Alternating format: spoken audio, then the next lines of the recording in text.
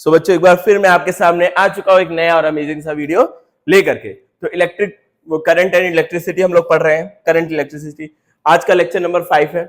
Lecture 4 तक मेरी एक रिक्वेस्ट है आप लोगों से कि पहले लेक्चर 4 तक देख के आइए बच्चों, तब मजा आएगा इस लेक्चर का। आप पूरा निचोड़ कब ले पाओगे, जब आपको लेक्चर 4 आता होगा। ठीक है, तो चलिए शुरू करते हैं आज की इस वीडियो को बिना किसी देरी के। तो आज का जो टॉपिक है वो हम क्या क्या पढ़ने वाले हैं, cell, EMF, cell and grouping of cells. ठीक है, ईएमएफ पढ़ेंगे, सेल पढ़ेंगे, सेल दो बार हो गया, हाँ ठीक है 2 बार होना ही चाहिए। पहले क्या क्या टॉपिक है, सेल पढ़ेंगे, ईएमएफ पढ़ेंगे, ईएमएफ ऑफ सेल पढ़ेंगे और ग्रुपिंग ऑफ सेल पढ़ेंगे। सेल, ईएमएफ ऑफ सेल और ग्रुपिंग ऑफ सेल। ठीक है, ईएमएफ मतलब इलेक्ट्रोमोटिव फोर्स। अब सेल क्या चीज है, सेल एक ऐसी डिवाइस है, एक ऐसा यंत्र है, सेल एक बच्चों एक ऐसा यंत्र है, एक ऐसी divided that convert chemical energy into electrical energy. ठीक है, इलेक्ट्रोकेमिस्ट्री में आपने पढ़ा होगा, अगर नहीं पढ़ा होगा तो आगे पढ़ोगे। ये क्या करता है, सेल कन्वर्ट करता है केमिकल एनर्जी को इलेक्ट्रिकल एनर्जी में। ठीक है, और इलेक्ट्रिकल एनर्जी में कन्वर्ट करके क्या करता है, creating a flow of electron to current in a circuit. ठीक है, इलेक्ट्रॉन के थ्रू करंट को फ्लो कराता है। ठीक, अब स्ट्रक्चर देख लें सेल का, मोटा मोटा सा स्ट्रक्चर दिखाऊंगा, ज्यादा चीजें नहीं बताऊंगा बच्चों डिटेल में, क्योंकि इलेक्ट्रोकेमिस्ट्री में आप लोग ये सारी चीजें पढ़ने वाले हो या पढ़ लोगे। जो फिजिक्स के लिए जरूरी है वही बताऊंगा। ठीक है, यहाँ पे होता है, एक होता है एनोड, एक होता है कैथोड। ठीक है, पॉजिटिव और नेगेटिव, मान लो ये पॉजिटिव है नेगेटिव है। अब यहाँ पे बड़ा होता है इलेक्ट्रोलाइट। ठीक है, इलेक्ट्रोलाइट सॉल्यूशन, इलेक्ट्रोलाइट सॉल्यूशन मतलब जो क्या करे, चार्जेस को कनेक्ट कराने में हेल्प करे, चार्जेस को चलने में हेल्प करे, उस सॉल्यूशन को क्या बोलते हैं, इलेक्ट्रोलाइट सॉल्यूशंस होते हैं। ठीक है, अब मान लो इसमें NaCl है, NaCl पता होगा सबको, नमक का पानी है इसके अंदर। तो क्या होगा, जब इसमें करंट फ्लो कराओगे तो Na अलग हो जाएगा, Cl अलग हो जाएगा। Na प्लस होता है और Cl माइनस होता है, तो प्लस क्या जाएगा, माइनस की तरफ जाना शुरू हो जाएगा, और माइनस कहाँ जाना शुरू हो जाएगा, प्लस की तरफ जाना शुरू हो जाएगा, जिसकी वजह से करंट का फ्लो शुरू हो जाएगा। ठीक है, अब जब ये जाएगा यहाँ से यहाँ, ये जो दो टर्मिनल बन रहे हैं, इन दोनों टर्मिनल का कुछ पोटेंशियल डिफरेंस होगा, तभी तो करंट फ्लो हो रहा है। करंट फ्लो होने के लिए क्या चाहिए, पोटेंशियल डिफरेंस चाहिए। अब चार्जेस फ्लो हो रहे हैं मतलब कुछ पोटेंशियल डिफरेंस होगा, तो ये जो पोटेंशियल डिफरेंस है इसी को क्या बोलते हैं हम लोग, ईएमएफ, जिसको बोलते हैं, जिसको हम ई से डिनोट करते हैं। ठीक है, और जब यहाँ से यहाँ जा रहा होगा बच्चों, तो ये इलेक्ट्रोलाइट्स में भी कुछ ना कुछ रेजिस्टेंस होगा। रेजिस्टेंस मतलब क्या होता है, रुकावट। करंट के फ्लो में रुकावट को ही रेजिस्टेंस बोलते हैं। तो ये इलेक्ट्रोलाइट्स के बीच में भी तो कुछ रेजिस्टेंस होगा, एक टर्मिनल से दूसरे टर्मिनल में जा रहा है करंट या चार्ज जा रहा है, तो यहाँ पे भी कुछ रुकावट होगी, तो इसका अपना भी कुछ रेजिस्टेंस होगा। इसी को क्या बोलते हैं, internal resistance of cell. Cell के दो टर्मिनल के बीच का जो पोटेंशियल डिफरेंस होता है उसको क्या बोलते हैं, ईएमएफ, इलेक्ट्रोमोटिव फोर्स। और ये जो रेजिस्टेंस होता है सेल का अंदर का, खुद अंदर भी तो इलेक्ट्रॉन फ्लो हो रहे हैं सेल के, वो अंदर का जो अंदरूनी रेजिस्टेंस है उसको क्या बोलते हैं, इंटरनल रेजिस्टेंस ऑफ सेल। ठीक है, यही चीज दे रखी है यहाँ पे, यहाँ नहीं दिया रखी, कहाँ दे रखी है, हाँ ये है। तो जो इंटरनल रेजिस्टेंस ये हो गया, और ये ईएमएफ। अगर हमें सेल बनाना है तो सेल को इस तरह बनाया जाता है। ठीक है, देख लेना, इसका कुछ इंटरनल रेजिस्टेंस बनाते हैं और इस तरह से सर्किट में सेल को बनाते हैं। ठीक, इस तरह बनाए तो आप लोग समझ जाइए कि ये सर सेल है। ठीक, ऐसा कुछ आपको आकृति स्ट्रक्चर दिखाई पड़े तो आपको समझ जाना है कि ये सेल है। ठीक है, अब देखते हैं आगे क्या होता है। सेल है आपके पास, या तो वो चार्ज हो रहा होगा या तो वो डिस्चार्ज हो रहा होगा, दो ही चीजें तो होंगी, या तो चार्ज होगा या तो डिस्चार्ज होगा। अगर सेल है आपके पास तो या तो डिस्चार्ज हो रहा होगा या तो चार्ज हो रहा होगा। ये गलत चीज लिखा गई, गंदी बात लिखा गया, वही चीज दोबारा से आगे तो मोटा सा करके इसको हटा देते हैं। ठीक है, हटा देते हैं। पहले ग्रीन कलर नहीं मिलेगा क्या, यहाँ से जाके ये शायद ग्रीन है ना, शायद ग्रीन है, हाँ। अरे वाह, परफेक्ट कलर मिल गया। और कोई ब्रश व्रश है, ब्रश भी मिल गया। ठीक है, इसको भी थोड़ा छुपा देते हैं।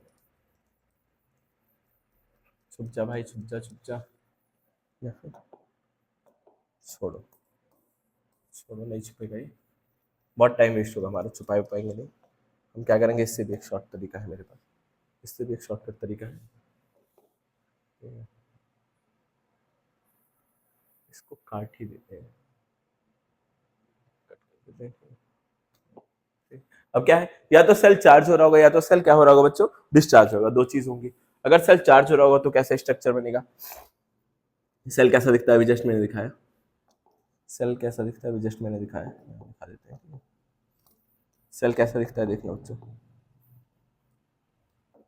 ऐसा कुछ दिखता है सेल, ऐसे बनता है ऐसे, और उसका कुछ इंटरनल रेजिस्टेंस मान लेते हैं स्मॉल, ऐसा कुछ बनेगा सर।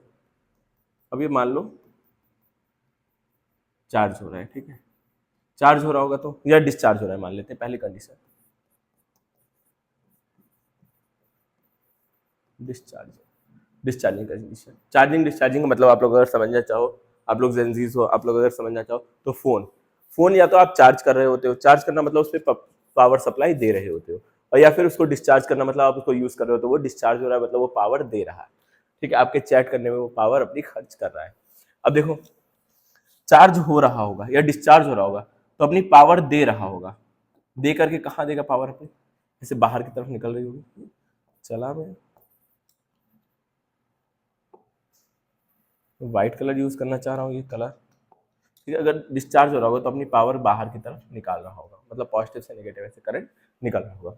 मान लो कि इसका जो इंटरनल वो है पोटेंशियल डिफरेंस जो है वो क्या है, ई है, ठीक है, और ये बाहर की तरफ हमने करंट निकाल रहा होगा। अब जब डिस्चार्ज हो रहा होगा तो अब मैं क्या लगाऊं इसमें, इसके जो टर्मिनल्स है, एक टर्मिनल ए है एक बी है, इसके अक्रॉस पोटेंशियल डिफरेंस अगर मुझे चेक करना है, इसके अक्रॉस, अभी ईएमएफ की डिफिनेशन कोई नहीं लिखिएगा, ईएमएफ की प्योर डिफिनेशन में आप लोगों को लिखाऊंगा, इसके अक्रॉस अगर मुझे पोटेंशियल डिफरेंस निकालना है मतलब V A minus we B क्या होगा, सेल के अक्रॉस पोटेंशियल डिफरेंस क्या होगा on the condition of charging, charging के दौरान सेल के अक्रॉस पोटेंशियल डिफरेंस क्या होगा वो हमें निकालना है। अब निकालने के लिए हम क्या करते हैं बच्चों, केवीएल आसानी से लगा सकते हैं। केवीएल अगर आपको नहीं आता है तो ये चीजें समझने में दिक्कत होगी, और केवीएल आता है तो हम आसानी से लगा सकते हैं। यहाँ से शुरू करते हैं चलना, बी से चलना या ए से चलना, कहीं से भी, मान लो ए से चलना शुरू कर रहे हैं, ठीक है, ए से चलना शुरू किया, इसमें से आई करंट फ्लो हो रहा है, केवीएल हम ए से बी की तरफ लगा देते हैं, तो ए से चलना शुरू किया तो ए का पोटेंशियल क्या लिखेंगे, वी ए लिख दिया हमने। यहाँ चले पॉजिटिव से नेगेटिव मतलब लॉस, पॉजिटिव टू नेगेटिव मतलब लॉस, मतलब क्या हो जाएगा। अब देखो यहाँ पे क्या है, नेगेटिव हुआ, ये पॉजिटिव हुआ, ऐसे घूम के बैटरी लग रही होगी ना इसमें, ये बैटरी घूम करके वापस से आता है, अंदर आ रहा होगा, तो ये वाला पार्ट क्या होगा, बैटरी से टच हो रहा है, बैटरी हिट कर रही है तो ये पॉजिटिव, ये वाला पार्ट नेगेटिव, ठीक है, तो नेगेटिव से पॉजिटिव मतलब गेन हो गया, आई आर तो आई करंट आ रहा है तो आई आर हो जाएगा, ये तो क्या हो जाएगा प्लस में आई आर, ठीक है, I R is equal to, जहाँ पे हमें रुकना है वहाँ का पोटेंशियल लिख देते हैं वी बी, हमें इसको इधर ले आओ तो क्या हो जाएगा v b v A minus we b is equal to, इन सबको उधर भेज देते हैं ई माइनस आई आर। तो जब भी डिस्चार्जिंग का केस है तो जो potential difference across the terminal of cell होगा, in the case of charging potential difference across the cell is E minus IR. E मतलब क्या है? What is E in it? E is the terminal potential difference of a cell when there is no current flow. E is, चलो अभी लिखेंगे E की definition बाद में, समझ लेना। अभी इसमें से जब करंट निकल रहा है, डिस्चार्ज हो रहा है, डिस्चार्ज के टाइम जो पोटेंशियल डिफरेंस क्या होगा, E माइनस IR होगा, मतलब जो इसका पोटेंशियल डिफरेंस है बैटरी के टर्मिनल्स का, उससे थोड़ा सा कम हो जाएगा, अब चार्जिंग का केस देखो, अगर चार्जिंग का केस हम देखें तो चार्जिंग के केस में क्या होगा बच्चों, सेल ऐसा ही बनेगा, सेल ऐसा ही कुछ बनेगा, लेकिन चार्जिंग के केस में क्या होगा देखते हैं सब्र करो थोड़ा। चार्जिंग केस में इसमें कुछ करंट घुस रहा होगा, निकलने की जगह क्या हो रहा होगा बच्चों, चार्जिंग आपने चार्ज पे लगाया तो आप देखो इमेजिन करो फोन में चार्ज घुस रहा है, डिस्चार्ज हो रहा है मतलब फोन से चार्ज निकल रहा है, ठीक है, अभी आर अगेन ये यू, ठीक है, अब इसमें घुस रहा है, फिर से हमें क्या निकालना है, potential difference across the terminal of cell, फिर से केवीएल लगा देंगे, यहाँ से यहाँ तक लगा दो तो यहाँ पे क्या हो जाएगा, वी ए आई, पॉजिटिव से नेगेटिव, यहाँ पे क्या था, हाँ लगा तो वही रहे हैं ना, पॉजिटिव से नेगेटिव, यहाँ से यहाँ गया तो मतलब क्या हो जाएगा बच्चों, पॉजिटिव से नेगेटिव लॉस हो गया, ये लिख देंगे इसको माइनस ई। अब यहाँ पे देखो, यहाँ हिट करेगा करंट, जब ऐसे जा रहा है यहाँ हिट करेगा यहाँ, मतलब ये पॉजिटिव से नेगेटिव यहाँ पे हो रहा है तो माइनस आई आर लिख देंगे, अब वी बी पे पहुंचना है तो वी बी लिख देंगे, ठीक है, अब वी बी को इधर ले आए तो V A minus we B, ठीक है, V A minus we B, ठीक है, सबको उधर ले जाएंगे तो ई प्लस। अब देखो कितना खूबसूरत रिजल्ट है, जब चार्ज कर रहे हैं तो क्या हो जाएगा, ई प्लस आई आर, जब डिस्चार्ज कर रहे हैं तो ई माइनस आई आर। ये दोनों रिजल्ट बच्चों बहुत ही इंपॉर्टेंट होने वाला है, इसको आप लोग एक काम करिए, नोट कर लीजिए कायदे से।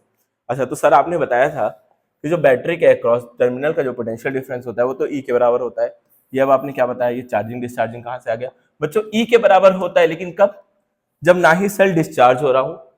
ई के बराबर कब होता है पोटेंशियल डिफरेंस, ईएमएफ के बराबर, जब ना ही सेल डिस्चार्ज हो रहा हो ना ही चार्ज हो रहा हो। चार्ज हो रहा होगा तो कुछ ई से बढ़ जाएगा आई आर, और अगर डिस्चार्ज हो रहा होगा तो ई से थोड़ा कम हो जाएगा। तो ईएमएफ की अगर मैं डिफिनेशन लिखना चाहूँ, प्योर डिफिनेशन, तो ईएमएफ का फुल फॉर्म क्या है? The electromotive force of cell is the maximum potential difference between two potentials, between two electrodes, दोनों इलेक्ट्रोड्स के बीच का जो मैक्सिमम पोटेंशियल है वही होता है।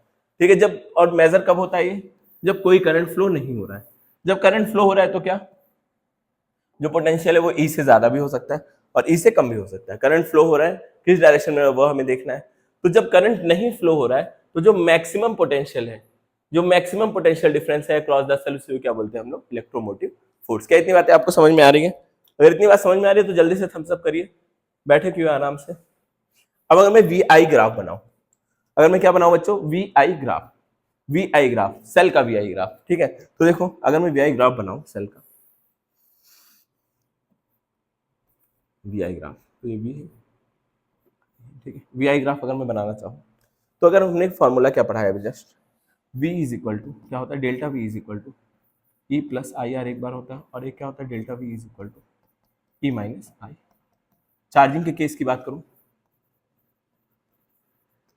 चार्जिंग के केस की बात करूं, चार्जिंग के केस की बात करूं तो देखो हमें इस इक्वेशन को ऐसे बोल सकता हूँ, y is equal to M X plus X मतलब आई, ठीक है। m मतलब क्या होता है? स्लोप, स्लोप मतलब ये r हो जाएगा यहाँ पे, ठीक है।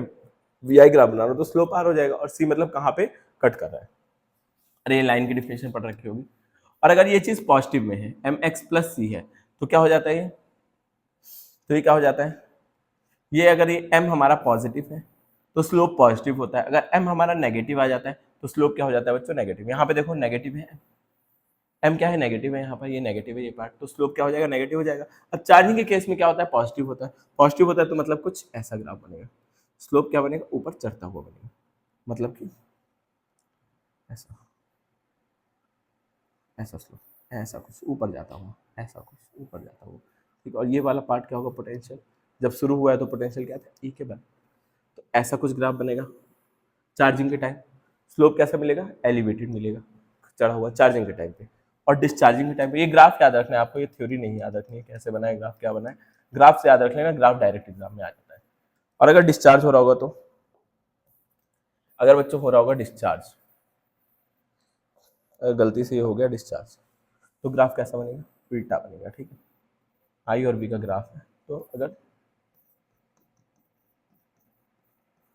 डिस्चार्जिंग के टाइम जो ग्राफ बनेगा वो कैसा बनेगा?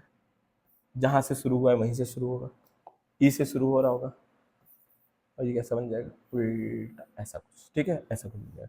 चार्जिंग का ग्राफ स्लोप ऊपर रहेगी, पॉजिटिव स्लोप। डिस्चार्जिंग के ग्राफ में स्लोप कैसे हो जाएगी? नेगेटिव हो जाएगी। समझ में आ रहा है? अगर आपने बेसिक मैथ पढ़ा होगा तो इतना समझ में आएगा। एम एक्स प्लस सी से मैंने कंपेयर कर दिया, ठीक है, पोटेंशियल की डेफिनेशन। अब देखो यहाँ देखो ग्राफ वाला सवाल है, ठीक। अब यहाँ पहली बात तो क्या है, आपको ये समझना है चार्जिंग हो रही है डिस्चार्जिंग, स्लोप नीचे जा रहा है, नेगेटिव जा रहा है, तो हो तो रहा है यहाँ पे डिस्चार्ज का केस। ये केस कैसा क्लियर दिख रहा है या नहीं आप लोग को वीडियो में? ठीक है, क्लियर दिख रहा होगा। तो ये केस कौन सा है बच्चों? देख के आप लोग बता सकते हो यहाँ पे डिस्चार्जिंग हो रही है। तो डिस्चार्जिंग की हमारे पास इक्वेशन क्या है? हमारे पास पोटेंशियल डिफरेंस की इक्वेशन है ई माइनस आई, ठीक है। इससे आपको पता चलेगा कि आपको कौन सी इक्वेशन यूज करनी है। इसका एलिवेशन देख के आपको पता चल गया, इसका स्लोप देख के आपको पता चल गया कि हमें इक्वेशन ये वाली यूज करनी है। और बाकी तो यहाँ पे चीजें दे रखी है, थोड़ा सा मिट गया है, 1.8 है, 2.4 है ये, और ये 1.8 होगा, ठीक है। 2.4 ये 1.8 मान लेते हैं, अभी होगा यही, आई होप। अब ये दे रखा है करंट और ये दे रखा है पोटेंशियल, ये दे रखा है करंट, ये दे रखा है पोटेंशियल, और मुझे फाइंड आउट क्या करना है? ईएमएफ फाइंड करना है। तो मैं यहाँ पहले इक्वेशन में रखूंगा स्टार्टिंग वाला, ये 0.2 पे पोटेंशियल कितना है? 1.8। तो मैं यहाँ रखूंगा 1.8 पोटेंशियल कब हो रहा है? ई तो हमें नहीं पता है, आर भी हमें नहीं पता है, बस आई पता है। आई पता है क्या है? 2, ठीक है। ये हो गई इक्वेशन 1। अब इक्वेशन 2 बनाओ तो वी कितना है? 2.4 है, ठीक है। और ई माइनस आर कितना है बच्चों? वो आई कितना है इस बार? 0.4। ये हो गई इक्वेशन 2। अब दो इक्वेशंस है, दो वेरिएबल्स हैं, आप लोग सॉल्व करके निकाल सकते हो। नहीं निकाल पाओगे क्या करो? दोनों इक्वेशन को 2 से मल्टीप्लाई कर दो। ऊपर वाली इक्वेशन में अगर हम 2 से मल्टीप्लाई करते हैं, क्योंकि हमें ई की वैल्यू चाहिए, तो आर को एलिमिनेट कर दो, एलिमिनेशन। अरे अगर 10th पढ़े होगे क्वाड्रेटिक वो लीनियर इक्वेशन टू वेरिएबल, तो 3-4 तरीके होते हैं सॉल्व करने के, ग्राफिकल और एक एलिमिनेशन और एक सब्स्टिट्यूशन। तो एलिमिनेशन से हम इसको एलिमिनेट कर दें, 2 से ऊपर मल्टीप्लाई कर देना है, अगर 2 से ऊपर मल्टीप्लाई करेंगे तो ये कितना हो जाएगा 0.8 है मेरे ख्याल से। ये एक बार इसको देखने की कोशिश करते हैं, दिख ही नहीं रहा है कुछ यार। 1.8 ही मान के चलते हैं, क्या पता आंसर मैच नहीं हुआ तो परेशान मत होना, 1.8 ही मान के चलते हैं। 2 से अगर हम मल्टीप्लाई करते हैं तो क्या होगा, 2 से 1.8 को मल्टीप्लाई करो, 2 8 जा 16 का 6 कैरी 1 2 1 3 3.6 हो जाएगा ये, is equal to 2 E minus ये क्या हो जाएगा 0.4। अब यहाँ पर नीचे देखो, नीचे कुछ नहीं करना है। अब दोनों इक्वेशंस को घटाने में क्या होता है, साइन चेंज हो जाते हैं सबके सब, ठीक है। ये प्लस हो जाएगा। अब इसमें से ये घटाओगे तो क्या आ जाएगा, ये 2 आ जाएगा, 6 में से 4 गया 2 आ जाएगा, 3 में से 2 गया 1 आ जाएगा, 1.2 इज इक्वल टू, इन दोनों घटाएंगे ई बचेगा यहाँ, इन दोनों घटाएंगे पूरा हट जाएगा, तो ई की वैल्यू क्या आ जाएगी 1.2 वोल्ट, ठीक है। 0 पॉइंट रहा होगा तभी आंसर हमारा गलत आ रहा है। तो 1.2 वोल्ट, यहाँ पे एक ऑप्शन ऐड कर लेते हैं 1.2 वोल्ट, ये वाला ऑप्शन है 1.2 वोल्ट। क्या आपको ये चीज़ समझ में आई? क्या ये कैलकुलेशन आपको समझ में आई और ये सवाल आपको समझ में आया होगा? आई होप समझ में आ गया होगा, ठीक है। अब आगे बढ़ते हैं नेक्स्ट कॉन्सेप्ट की तरफ। तो क्या किया है मैंने यहाँ पे आई ये कॉम्बिनेशन निकाल लिया और ये इक्वेशन लगेगी, ये कैसे पता चला हमें, स्लोप देख करके, ठीक है बच्चों। Cell connected with external resistance, अगर एक्सटर्नल रेजिस्टेंस से सेल कनेक्टेड है तो कैसे ट्रीट करेगा, क्या भी है वो, क्या चीजें होंगी वो देख लो, क्योंकि सेल बना किस लिए, एक्सटर्नल रेजिस्टेंस से कनेक्ट होने के लिए। तो अगर मैं निकालूं यहाँ पे, ठीक है, देखो एक्सटर्नल एक रेजिस्टेंस बना देते हैं, मैं यहाँ पर एक सेल बना दे रहा हूँ, ठीक है। इसका कुछ इंटरनल रेजिस्टेंस होगा, मान लो इसका पोटेंशियल V है, आर है, V नहीं E होता है ना पोटेंशियल, E है, ये आर है, ये पूरा पार्ट सेल का है, ये पूरा पार्ट सेल का है, एक्सटर्नल रेजिस्टेंस कैपिटल आर है। क्या इतनी बातें आपको समझ में आ रही है? अब अगर मैं इसका करंट लिखना चाहूँ, तो करंट का फॉर्मूला आपने क्या पढ़ा है, V is equal to I R पढ़ा है, R is equal to V upon R पढ़ा है, ठीक। I is equal to V upon R पढ़ रखा है सबने। I इज इक्वल टू क्या होता है बच्चों, V अपॉन आर। V कितना है बच्चों, E। अच्छा, अब ये दोनों रेजिस्टेंस सीरीज में है तो डायरेक्ट जोड़ सकते हैं, R प्लस आर लिख सकता हूँ, R प्लस आर लिख सकता हूँ। क्या इतने में किसी को कोई दिक्कत, इतने में किसी को कोई आपत्ति? समझ में आ रहा होगी ये चीज? आई की वैल्यू ऐसे ही हो जाएगी ना, क्योंकि ये दोनों सीरीज में, भूल जाओ सेल वेल क्या है, सीरीज में ही तो लगे हैं दोनों। तो total resistance upon total potential, यही होता है formula, V is equal to I R. कितनी बार समझ में आ रही है? समझ में आ रही है तो जल्दी से हम सब करिए, एकदम स्टेप, छोटे छोटे स्टेप से आगे बढ़ रहे हैं, छोटे छोटे कदमों के साथ। अब और देखो, और देखना भी, और देखना, ध्यान से देखना, ध्यान देना बच्चों। इसको कट कर देता हूँ ताकि ध्यान देना है, इसको मैं थोड़ा सा छोटा करूँगा इन चीज़ों को, ताकि मैं और कुछ भी लिख पाऊँ, ठीक है। अब देखो, एक्सटर्नल रेजिस्टेंस जब हमने कनेक्ट कर दिया, जब हमने बच्चों एक्सटर्नल रेजिस्टेंस कनेक्ट कर दिया, तो हम इसके अक्रॉस पोटेंशियल, मतलब पोटेंशियल डिफरेंस का फॉर्मूला क्या होता है, आई इंटू आर। अब आई की वैल्यू हम निकाल के बैठे हैं, एक्सटर्नल रेजिस्टेंस कैपिटल आर है, हम आई की वैल्यू निकाल के बैठे हैं, क्या होता है, ई आर प्लस आर। तो ये तो पोटेंशियल अंदर वाला था, उसकी बात। अब अक्रॉस द सेल, यहाँ पे ए पॉइंट, यहाँ पे बी पॉइंट है, इसके अक्रॉस पोटेंशियल डिफरेंस क्या होगा। अब यहाँ पर क्या आ जाएगा बच्चों, एक आर आ जाएगा। तो पोटेंशियल डिफरेंस, जब हमारे पास एक्सटर्नल रेजिस्टेंस कनेक्टेड है तो पोटेंशियल डिफरेंस क्या हो जाएगा, आर प्लस, ठीक है। ये फॉर्मूला हो जाएगा आपका एक्सटर्नल पोटेंशियल डिफरेंस का, जब आपके पास एक्सटर्नल रेजिस्टेंस कनेक्टेड। देखो, जब चार्ज हो रहा है अलग केस, डिस्चार्ज हो रहा है अलग केस, जब एक्सटर्नल रेजिस्टेंस कनेक्टेड है तो अलग केस। क्या ये चीजें आपको समझ में आ रही है? क्या इतनी बात आप लोगों को डाइजेस्ट हुई है? अगर डाइजेस्ट हुई है तो बहुत अच्छी बात है। अब ये एक थोड़ा सा थ्योरी वाला पार्ट है, इसको मैं पढ़ के बता दे रहा हूँ और आप लोग इसका स्क्रीनशॉट ले लीजिएगा। मैं थोड़ा छोटा कर रहा हूँ इसको, क्योंकि ये पूरा स्क्रीन पे आ नहीं रहा है, ठीक है। आप लोग इसका स्क्रीनशॉट ले लीजिएगा। देखो, अब दिख रहा होगा, थोड़ा बहुत दिख रहा होगा। एक सेकंड में गेट खोल दूँ, 1 मिनट रुकिएगा। एक बार रीड करिए जल्दी से, एक बार जल्दी जल्दी रीड करिए इसको। क्या आप लोगों को ये दिख रहा है स्क्रीन पे? दिख रहा होगा। देखो क्या हो गया सर, हाँ लगा दीजिए इसको, पढ़ने की कोशिश करें। The internal resistance of a cell is directly proportional to, जो इंटरनल रेजिस्टेंस है वो डायरेक्टली किस पे डिपेंड करता है। एक बार मैं देखूँ डिवाइस में अपने चार्ज पे लगा दूँ, नहीं तो अभी ऑफ हो जाएगा वीडियो। ये हो गया ऑफ, चार्ज हो रहा है। तो जो इंटरनल रेजिस्टेंस है वो डायरेक्टली प्रोपोर्शनल किसके होता है, डिस्टेंस बिटवीन द इलेक्ट्रोड्स। जो इलेक्ट्रोड्स है उनके बीच का जितना ज्यादा डिस्टेंस करोगे उतना ज्यादा इंटरनल रेजिस्टेंस बढ़ता चला जाएगा। इंटरनल रेजिस्टेंस उतना ज्यादा बढ़ेगा। देखो रास्ता लंबा होगा तो रेजिस्टेंस जाहिर सी बातें बढ़ना शुरू हो जाएगा। ये चीज रेजिस्टेंस बढ़ाते टाइम मैंने बताया था। दूसरी चीज देखो, the internal resistance of cell inversely proportional to the effective area. अब ये जो इलेक्ट्रोड्स का एरिया है, जितने मोटे मोटे इलेक्ट्रोड लाके रखो उतना रेजिस्टेंस क्या होगा बच्चों, कम हो जाएगा। ये इलेक्ट्रोड्स जितने मोटे मोटे रहेंगे उतना रेजिस्टेंस क्या होगा बच्चों, कम होना शुरू हो जाएगा। ठीक है, इनवर्सली प्रोपोर्शनल है एरिया के, इफेक्टिव एरिया के इनवर्सली प्रोपोर्शनल है। Effective area of electrode increase, the internal resistance decrease. ठीक है, अब थर्ड क्या दे रखा है, internal resistance of cell increase by the concentration of solution. जब कंसंट्रेशन, जितना गाढ़ा इलेक्ट्रोलाइट रहेगा उतना ज्यादा रेजिस्टेंस होगा। जाहिर सी बात है बच्चों, आप शहद में आपको बोट चलाने के लिए कोई बोले, चलाने में बड़ी दिक्कत होगी, पानी में नॉर्मली चल जाएगा। तो जितना ज्यादा कंसंट्रेटेड सॉल्यूशन उतना ज्यादा रेजिस्टेंस बढ़ेगा। ठीक है, the number of ion per unit, concentration का यही तो मतलब होता है, एक यूनिट वॉल्यूम में कितने आयन है, अगर आप बढ़ाओगे तो क्या होगा, इंक्रीज हो जाएगा। ठीक है, अब increase in temperature of solution increase the kinetic energy of ion present, internal resistance बढ़ेगा जिससे कि रेजिस्टेंस इंक्रीज होगा। मैंने ये चीज पहले ही बताई है रेजिस्टिविटी पर कि रजिस्टर क्या होगा, टेम्परेचर बढ़ाओगे काइनेटिक एनर्जी बढ़ेगी, काइनेटिक एनर्जी बढ़ेगी रिलैक्सेशन टाइम कम होगा, रिलैक्सेशन टाइम कम होगा तो वो क्या बोलते हैं, रेजिस्टिविटी बढ़ेगी, रेजिस्टिविटी बढ़ेगी तो रेजिस्टेंस भी बढ़ेगा। इतनी चीजें बता दी मैंने, समझ में आया, एक ही बार में मैंने बोल दिया। तो जब टेम्परेचर बढ़ाओगे रिलैक्सेशन टाइम कम होगा, रिलैक्सेशन टाइम कम होगा, रेजिस्टिविटी बढ़ेगी, रेजिस्टिविटी बढ़ेगी तो रेजिस्टेंस अपने आप ही बढ़ेगा। तो काइनेटिक एनर्जी क्या होगी, आयंस की बढ़ेगी, आयंस की काइनेटिक एनर्जी बढ़ने से रिलैक्सेशन टाइम कम होगा। यहाँ तो कुछ भी एक्सप्लेनेशन लिखा है, वो बात छोड़ दो आप। तो इंटरनल रेजिस्टेंस कुल मिला जुला के टेम्परेचर बढ़ाने पे इंटरनल रेजिस्टेंस बढ़ता है।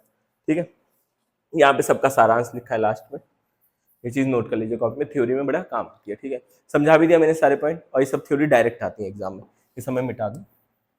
आप लोग कायदे से नोट कर लीजिए बच्चों, स्क्रीनशॉट ले लीजिए या फिर नोट्स में लिख लीजिए पॉज करके वीडियो, ये सब चीजें काम आती है वहाँ। ठीक है, आई होप ये चीजें आपको समझ में आ गई होंगी। अब आगे बढ़ते हैं, आगे कुछ सवाल, ये जो आपने अभी थ्योरी पढ़ी है उससे रिलेटेड कुछ सवाल।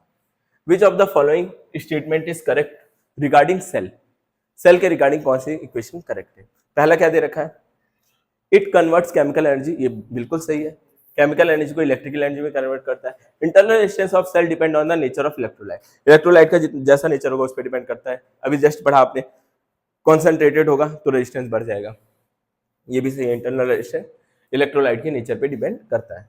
Potential difference across the terminal of a cell always greater than the EMF, ऐसा थोड़ी होता है हमेशा। डिस्चार्जिंग के टाइम क्या हो जाता है, कम हो जाता है, ईएमएफ से कम हो जाता है पोटेंशियल डिफरेंस, और चार्जिंग के टाइम बढ़ जाता है। तो इतनी बातें आपको समझ में आ रही होंगी। तो मतलब कि ये दो सही है, मतलब चौथा ऑप्शन आपका करेक्ट है। ठीक है, आपका चौथा ऑप्शन क्या है, करेक्ट है। समझ में आया होगा। अब अगले सवाल की तरफ बढ़ते हैं, टुच्चे सवाल है ये सब, कुछ वो नहीं है इन सब में, कुछ दम नहीं है। When the current flow, when a current of 2 ampere flow in a battery from negative to positive terminal, negative से पॉजिटिव जा रहा है, नेगेटिव से पॉजिटिव जा रहा है, the potential difference across is 12 volt. जब पॉजिटिव से नेगेटिव करंट फ्लो कर रहा है तो पोटेंशियल डिफरेंस क्या है, 12 वोल्ट है। If the current of 3 ampere flowing opposite direction, potential difference 15 हो गया। द ईएमएफ ऑफ बैटरी, अब बैटरी में ये चीज हो रहा है। ठीक है, पहला क्या है, negative to positive, current flow कर रहा है नेगेटिव टू पॉजिटिव, और करंट फ्लो रियल में कैसे करता है, नेगेटिव टू पॉजिटिव हो रहा है। मतलब ये ऐसे आपका सेल है, ऐसे दिया हुआ है, इंटरनल रेजिस्टेंस कुछ कुछ होगा ऐसे। ठीक है, अब पहले कंडीशन क्या दे रखा है, 2 एम्पियर का करंट है जो कि नेगेटिव टू पॉजिटिव जा रहा है, मतलब नेगेटिव से पॉजिटिव, मतलब इधर ऐसे 2 एम्पियर का करंट ऐसे फ्लो हो रहा है। ईएमएफ कुछ यहाँ का ईएमएफ होगा। ठीक, और पोटेंशियल डिफरेंस अक्रॉस कितना दे रखा है, टर्मिनल 12 वोल्ट। ये जो टर्मिनल के अक्रॉस पोटेंशियल डिफरेंस है वो क्या दे रखा है, 12 वोल्ट। ठीक है, ये रेजिस्टेंस आर होगा। अब ये कंडीशन कौन सी है, चार्जिंग हो रहा है या डिस्चार्जिंग, नेगेटिव टू पॉजिटिव जा रहा है मतलब चार्ज हो रहा है या डिस्चार्ज, जाहिर सी बात है क्या हो रहा है, डिस्चार्ज। तो डिस्चार्ज वाली कंडीशन में ये लिखूंगा 12 volt is equal to internal resistance minus में आई आर, आर मतलब इसका रेजिस्टेंस होगा इंटरनल, आई मतलब 2। ये हमारी इक्वेशन 1 बन गई। देखो पता चला कैसे, नेगेटिव टू पॉजिटिव दिया था तो नेगेटिव से पॉजिटिव तो चार्जिंग डिस्चार्जिंग वाली कंडीशन होती है, डिस्चार्जिंग का पोटेंशियल इस तरह से मेजर करते हैं। दूसरा देखो उल्टा है, if current is flowing opposite direction, opposite मतलब इधर फ्लो होना शुरू हो गया, तो मतलब ये चार्ज पे लगा दिया आपने, चार्ज पे लगा दिया, आपका फोन ऑफ हो गया, चार्ज पे लगा दिया। जब चार्ज पे लगाया तो अपोजिट फ्लो होना शुरू हो गया, अपोजिट फ्लो हो रहा है तो मतलब अब समझ लो बैटरी वापस बनाने की जरूरत नहीं है। पोटेंशियल कितना हो गया, 15 हो गया।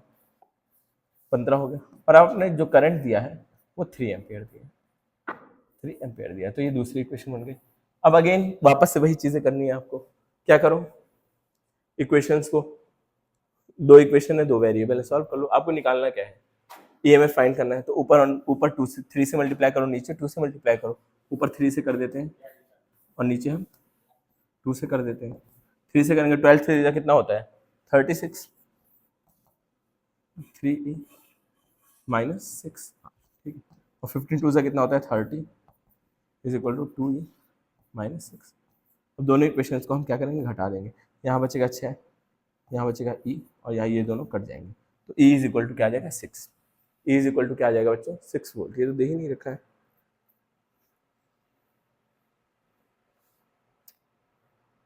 ये तो ऑप्शंस में ही नहीं है, कहाँ गड़बड़ हो गया।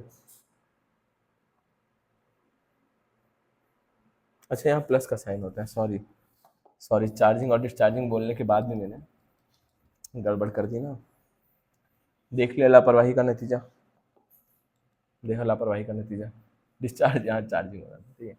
अब क्या है, आपने कर दिया इसको, तो अब ये जब आप करोगे इसको तो ये कितना हो जाएगा 36,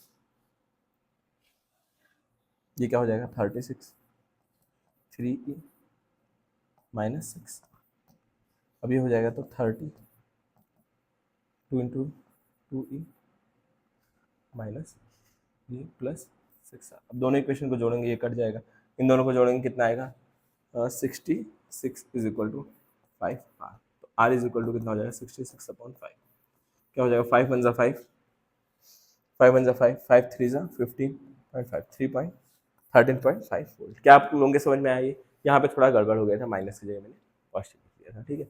आई होप ये कॉन्सेप्ट आपका क्लियर हो गया होगा। अब देखो यहाँ पर ये भी एक एमसीक्यू है, select correct statement regarding internal resistance, more is the distance between the anode and cathode, more is the internal resistance, ये तो हमने पढ़ाया अभी पीछे, होता है ये सही है। More is the connection of electrolytes, more is the internal resistance, concentration, हाँ more is the concentration of electrolyte, जितना ज्यादा कंसंट्रेटेड होगा उतना ही ज्यादा क्या होगा इंटरनल रेजिस्टेंस होगा, ये भी सही है, तो मतलब ए और बी आपका सही होगा। जब दो आपको दिख गए सही तो समझ जाओ ए और बी आपका सही होगा, तीसरे की जरूरत नहीं है। क्या चीज आपको समझ में आई, जितना ज्यादा कंसंट्रेटेड उतना ज्यादा इंटरनल रेजिस्टेंस, ये इसका तो उल्टा लिखा हुआ है, समझ में आया बच्चों, ठीक है। अब अगला देखो, अगला नया कॉन्सेप्ट है ग्रुपिंग ऑफ सेल, सेल को जोड़ना, ठीक है, सेल का ग्रुपिंग करना, तो मैं देख लो क्या होगी दिक्कत। तो देखिएगा इसका आगे का, ठीक है, इसके आगे का देखिए ग्रुपिंग ऑफ सेल, मतलब एक से ज्यादा सेल को अगर हम जोड़ दे रहे हैं साथ में, ग्रुप कैसे करेंगे सेल का, आया एक सेल ऐसे लगा हुआ है, अगला सेल ऐसे लगा हुआ है, ठीक है, उसका कुछ इंटरनल रेजिस्टेंस होगा, मान लो फिर दूसरा सेल है ऐसे लगा हुआ है, उसका कुछ इंटरनल रेजिस्टेंस होगा, अब मान लो तीसरा सेल ऐसे लगा हुआ है, उसका कुछ इंटरनल रेजिस्टेंस होगा, तो हम इसका इक्विवेलेंट इंटरनल रेजिस्टेंस और इक्विवेलेंट ईएमएफ कैसे निकालेंगे। मान लो इसका E1 है, इसका E2 है और इसका E3 है, R1 है, R2 है और R3। तो अगर मैं इक्विवेलेंट ईएमएफ निकालना चाहूँ, ईएमएफ नेट की बात करूँ तो क्या हो जाएगा, और रेजिस्टेंस सबके सब पैरेलल में है, तो आर नेट की बात करेंगे तो भी क्या हो जाएगा, ये R1 plus R2 plus R3। ये तो सिंपल केस था, इसमें नहीं दिक्कत होगी। दिक्कत बच्चों को कहाँ आती है, जब इसमें में से कोई एक रजिस्टर गलत लगा हो, गलत मतलब उल्टा, रजिस्टर नहीं सॉरी, एक सेल कोई उल्टा लगा, मान लो जैसे ये सेल है, ठीक है, इसका रेजिस्टेंस इंटरनल रेजिस्टेंस R1, अगला सेल, अगली वाली सेल को उल्टा कर देते हैं, ठीक है, अगली वाली सेल को मैं क्या कर दे रहा हूँ बच्चों, उल्टा कर दे रहा हूँ, उसका कलर ये कलर मार देते हैं इसमें, ठीक है, इसको हम उल्टा कर देते हैं,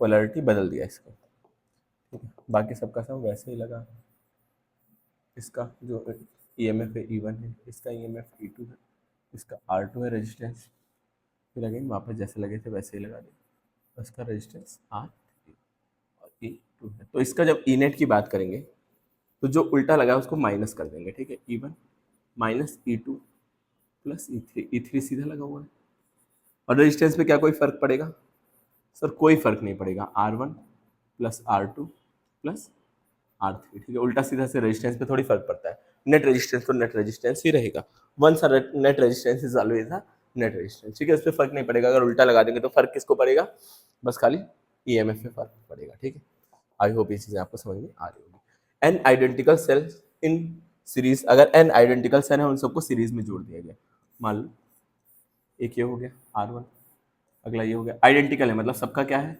इंटरनल रेजिस्टेंस और ईएमएफ सेम है, dot dot dot dot dot n times ऐसे जुड़े हुए हैं। इसका भी ई है, इसका आर है, ई है, आर है, ई है, आर है, ठीक है, ऐसे एन टाइम्स है। तो जो ई नेट होगा वो क्या हो जाएगा बेटा, एन टाइम्स ऑफ ई, और जो आर नेट होगा वो क्या हो जाएगा, एन टाइम्स ऑफ आर, क्योंकि सीरीज की बात हो रही है तो एन टाइम्स ऑफ आर हो जाएगा। क्या ये बात आपको समझ में आ रही है? अगर ये बात समझ में आ रही है तो अगला देखो, ये सवाल आप लोग बताइए कि एन आइडेंटिकल सेल है, सबके सब सीरीज में कनेक्टेड है, लेकिन एन में से जो एम सेल है वो कैसे रॉन्गली कनेक्टेड है। एन सेल्स है, टोटल एन सेल्स है, जिसमें में से एम सेल रॉन्गली कनेक्टेड है, तो पहले जो करेक्टली कनेक्टेड है वो कितने होंगे, सेल कनेक्ट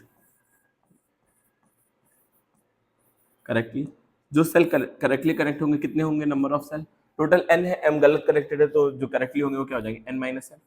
अरे मान लो आपके पास टोटल 20 सेल थे जिसमें से 5 रॉन्गली कनेक्टेड है, तो सही कितने होंगे, 20 माइनस, ठीक है 5 मतलब 15 हो जाएंगे। तो आप अगर आप निकालना चाहो ई नेट की वैल्यू क्या हो जाएगी बच्चों, करेक्टली जो है पहले n minus n, E M F सबकी सेम है, आइडेंटिकल है, ये हो जाएगा, और फिर प्लस या फिर माइनस जो रॉन्गली कनेक्टेड है उसको हम इसमें से क्या करेंगे, एम सेल रॉन्गली कनेक्टेड है तो एम सेल का ई एम एफ कितना हो जाएगा, एम ई, ठीक है।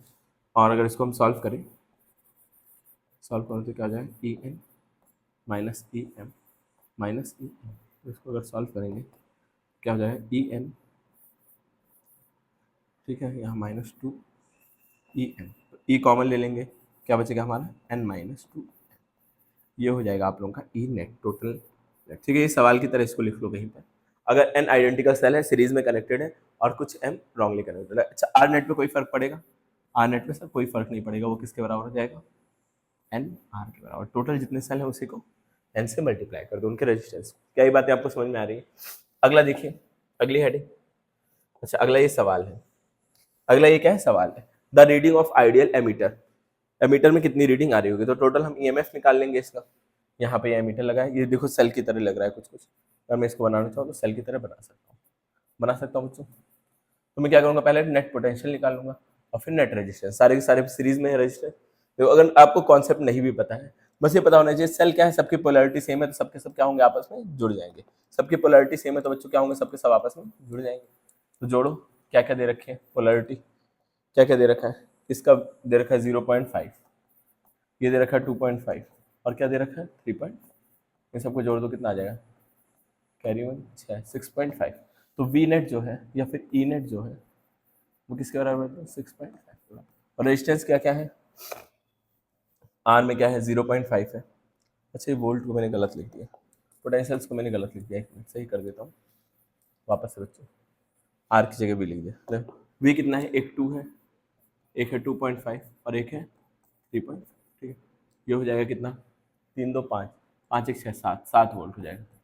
समझ में आया, 3 2 5 1 6 1 7 6 7 8, 3 2 5 1 6 6 2 8 8 वोल्ट होगा।